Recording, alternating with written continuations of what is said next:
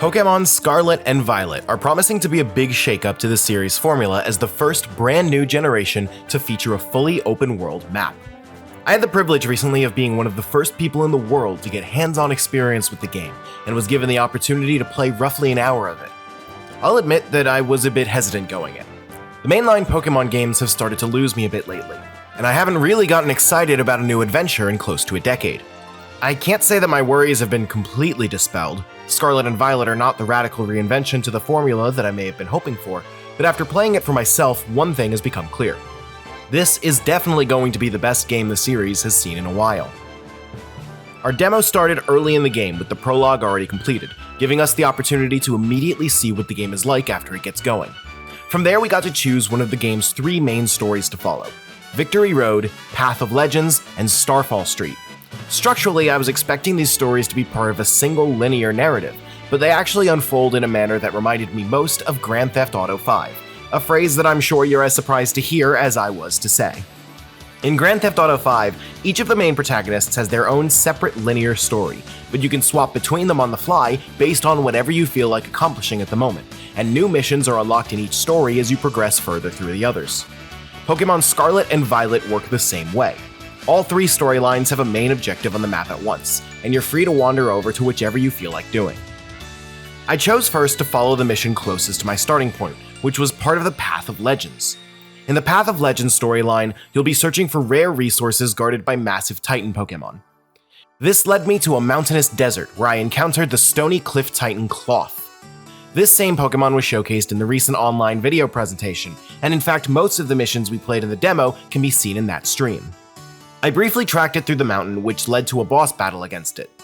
Our Pokémon team was preset and filled with Pokémon that were intentionally overleveled so that we could quickly progress through missions in the limited time that we had, so I didn't get a good idea of how difficult this fight would really be in the final game. After Cloth was defeated, it ran away, bringing an end to the portion of Path of Legends that we were allowed to play. Since we got to see so little of this storyline in the demo, I still don't really have a good idea of how it will progress in the full game, and I'm not sure how in-depth it will be besides just fighting giant Pokémon. Next, I decided to follow the Victory Road story, a traditional storyline where you travel to multiple gyms to defeat their leaders and earn badges. This mission was a bit farther away from where I was, so I took a couple of detours in the open world on the way. I didn't want to get too distracted since we had been warned that it would be tough to complete all three story missions within the limited time we had, but I was interested in seeing how the open world itself works. In this respect, Scarlet and Violet are incredibly similar to Legends Arceus, with the environments outside of towns being primarily filled with wild Pokémon and collectible items. Occasionally I would see a shining light off in the distance, and taking a detour out to it would either lead me to a Terra Jewel that would allow me to Terrastalize, or a sparkling wild Terra Pokémon that was already Terrastalized. I'll talk more about Terrastalization later. I was a bit disappointed not to find any side quests or minor storylines I could follow, but it's possible that I simply didn't pass by any while rushing to my next main story mission. Since Legends Arceus featured plenty of side quests, I'd be surprised if there didn't end up being any in the full version of Scarlet and Violet. It didn't take long for me to reach the Grass-type gym in Artisan. Gyms work the same as they did in Sword and Shield. You must complete a specialized mission before you can challenge the leader.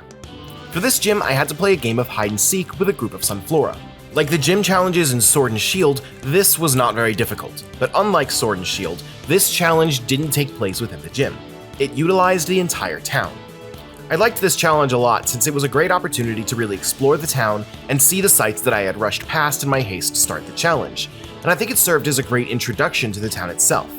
If in the full game you explore the town before taking on this challenge, then that would be great too, since it means that you'll already likely know the layout and be able to find the hiding Sunflora in quick order. We didn't get to see any other gym challenges in the demo, but if they all use the town's geography like this, it'll go a long way towards making the game's world feel a little more fleshed out. After finding all of the Sunflora, I faced off against the gym leader Brashius. At this point, I have to admit that I actually had not watched the online presentation that covered most of the content in the demo yet when I played it, so I didn't know that I would be going face-to-face with a Terrastalized Pokémon. When the game told me that Brashius would be sending out Sudowoodo, I swapped to my Water-type Pokémon to counter, which was promptly stomped into the ground when Sudowoodo Terrastalized into a Grass-type. The process of Terrastalization is like a weaker version of Dynamaxing, where the Pokémon in question drastically alters its stats to change its role in battle. I consider the fact that it's weaker to be a good thing since Dynamaxing was hilariously overpowered. I don't think that terrestrialization will mean very much to a casual player. The quick surprise of having to deal with a different type matchup than I expected was funny, but ultimately didn't change the battle very much since I simply swapped my fire-type Pokémon back in. And I suppose I should have been more suspicious when the Grass-type gym leader sent out a Rock-type Pokémon in a game whose core gimmick is about changing types. That said, I do expect terrestrialization to have a drastic impact on competitive play, and it could be a fascinating shakeup to that format, which could bring otherwise irrelevant Pokémon into high-level play. After completing the gym battle, I decided to heal my Pokémon through the picnic mechanic, which is a cute diversion where you can hang around with your Pokémon, wash them, and make sandwiches to eat together. The sandwiches you make are assembled by hand with real-world ingredients. The Nintendo rep who was guiding me through the demo caught me a little off guard when she said that the sandwich-making minigame was physics-based, which led into the most memorably stupid experience of the day. I am not very good at preparing food and do not know what ingredients make a good sandwich, which was something that I started to feel very self-conscious about with representatives from Nintendo and the Pokémon Company watching me play. So I naturally overcompensated by intentionally making the most ridiculously impractical sandwich I could imagine. I stacked up various pieces of meat way too high and added tomatoes, lettuce, and various other toppings on top. I was quickly forced to face the consequences of my actions as ingredients started to slide off the top of the sandwich, with a particular piece of lettuce acting as a foundation that held its passengers roughly as well as a water slide. I desperately tried to course correct, but the sandwich had turned into a late-stage game of Jenga that was collapsing in on itself at an unsalvageable rate. The game titled my sandwich A Player's Name Original, which I could not help but imagine being read with the same patronizing tone, and which you might call a kindergartner's watercolor painting unique. This whole sequence was very funny to me, and it's the kind of thing I look forward to seeing a Twitch streamer struggle with in real time. Having paid for my sins, I set off to the final story mission in the demo, which was part of the Starfall Street storyline where you take on the villainous Team Star. This mission took place within a Team Starfall base, which could only be entered by opening a barred-off gate.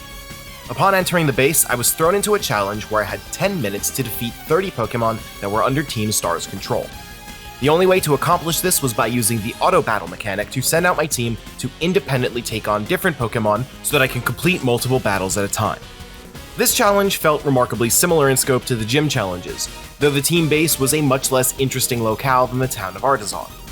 After completing the challenge, I squared off against the Team Star boss Mela, who fought me with her team of Pokémon as well as the massive Starmobile she was riding on. The Starmobile is a powerful opponent that had to be defeated in order to win the battle, and I was shocked at just how difficult the battle was. Keep in mind that the Pokémon team we were using was intentionally overpowered to allow us to progress through the demo quickly, and even with that hefty advantage, I still had to think carefully about my strategy once Mela took down half my team. I'll be very interested to see how tough this fight ends up being when my team is properly balanced for it, since it struck me as unusually hard. If it turns out to be a difficult fight where you're forced to put some real strategy in to win, then it'd be one of the most interesting things the franchise has done this side of Pokémon Stadium 2's Gym Leader Castle. When the demo time ran out, I was connected to the other guests who had been playing the demo at the same time as me in a raid battle against a Terra Pokémon. Raids were introduced in Sword and Shield, and it's still pretty cool to work together to take down a super powerful Pokémon, but it was definitely the least interesting part of the demo because there wasn't a lot of new things to see. Aside from some minor changes like being able to cheer when your Pokémon aren't knocked out, and a rework of the target Pokémon's health bar, raids are pretty much the same experience as they were in Sword and Shield. My time with this demo didn't blow me away. It's not too surprising to discover that Pokémon is still in fact Pokémon, but it did lift my confidence enough in the game to be interested in buying it. I have a lot of questions that need to be answered before I can say for sure how I feel about this game. Will the gym challenges all use the overworld's geography in interesting ways? Will Starfall Street have the depth and difficulty I imagined from the close call it gave me? Is there more to the Path of Legends than just fighting giant Pokémon? These questions could all be make or break for whether this game is a true revitalization of the formula or just the next small step up. And if the answers aren't what I'm hoping for, then this game probably won't change the minds of anyone like me that's feeling a bit worn out by the series. But despite these questions, the open-world structure will undoubtedly be a breath of fresh air that sets Scarlet and Violet apart from its most recent predecessors. I'm confident in saying that this will likely be the best Pokémon game of the last few generations, but time will tell just how much of a gap there is between first and second place. This video was made possible by our generous supporters on Patreon. Did you know that Nintendo World Report is funded directly by fans like you? When you support Nintendo World Report on Patreon, you get immediate access to multiple exclusive podcasts every month, exclusive Discord channels, an early look at select content, and more, all for as little as $1 a month. Check out patreon.com/NWR for all the details.